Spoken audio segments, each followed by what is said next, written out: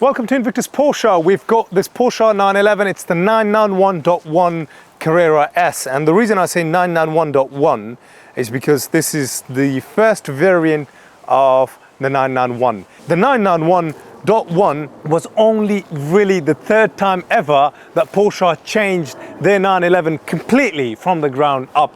The first time we had the first 911, which was the 911 from 1963, and that kind of ran its course until 1997 with the departure of the 993, and they moved into the 996, where they went away from the air-cooled engine to the water-cooled engine. And now the water-cooled engine history with the 996 starting in 1997 kind of ended with the second generation 997 in 2011. And at the 2011 at the Frankfurt Motor Show in October 2011, they introduced the 991.1 to the world.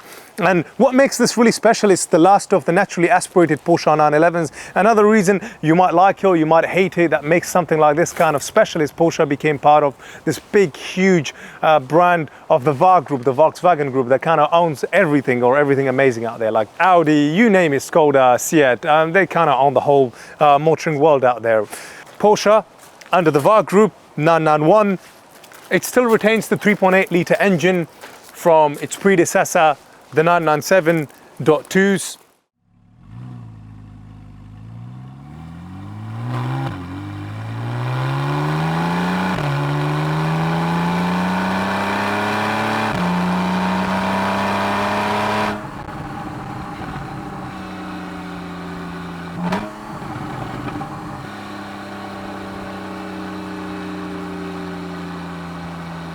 And it also retains the 7-speed PDK transmission. This PDK transmission was absolutely revolutionary. But we're just going to end on the topic of showing you the engine bay and discussing this phenomenal 3.8 litre engine that kind of produces probably to me one of the best sounding 911 ever made. Now, the thrill of this engine right here.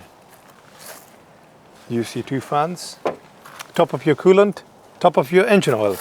And that's it, that's all you really see for the engine. If you want somebody to work on a car like this, gotta take it either to a specialist or take it down to Porsche, however you like.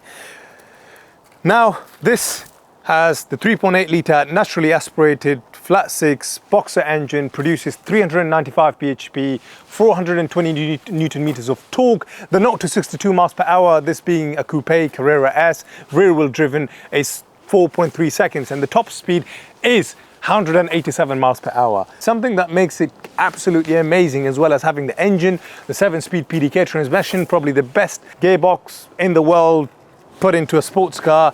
And to kind of sum it all up together in this amazing recipe, you've got the Porsche torque vectoring system, the limited slip differential at the back that kind of gives you absolutely phenomenal handling.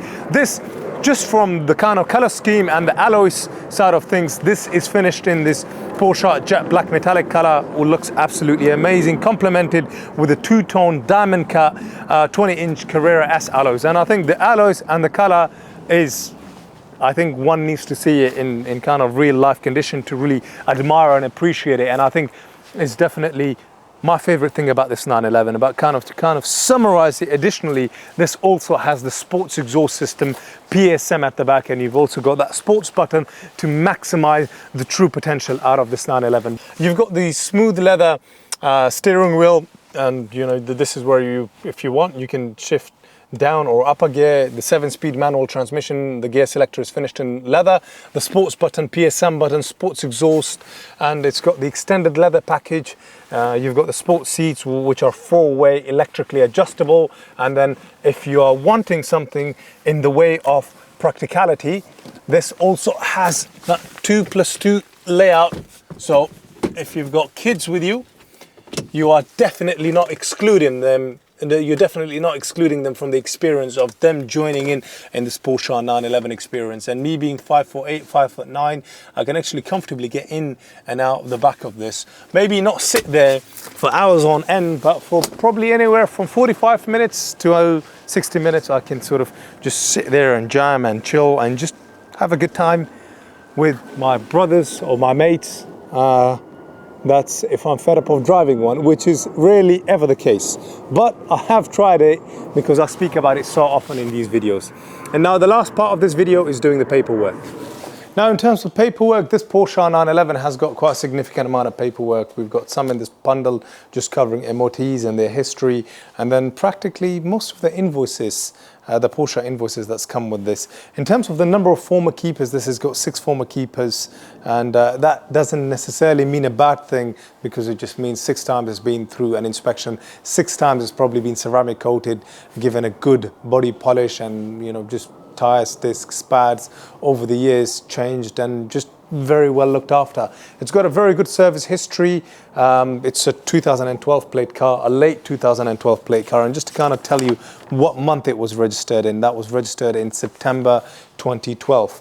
It's had its first service at 16,000 miles in March 2014, then in June 2016, then in April 2018, and then in July 2020. And the last service was done by us in December 2022 at 54,694 miles. And the next service, as a matter of fact, is due in December 2024. So quite a long way to go until the next service. That's hopefully everything for the service history. If you've got any other questions you would like to know on this 911 or a part exchange inquiry, don't hesitate to contact us, and we'll be happy to answer any of your questions. Once again, thank you for watching our videos. We make money from it. That gets donated, as you know, as I've covered. So if you'd like to donate to them, donate to the charity directly. Link is in the description below. And hopefully I've given a good convincing pitch on why you should definitely keep the 991, one of the cars to potentially consider buying. So thanks very much. See you next time. Bye-bye.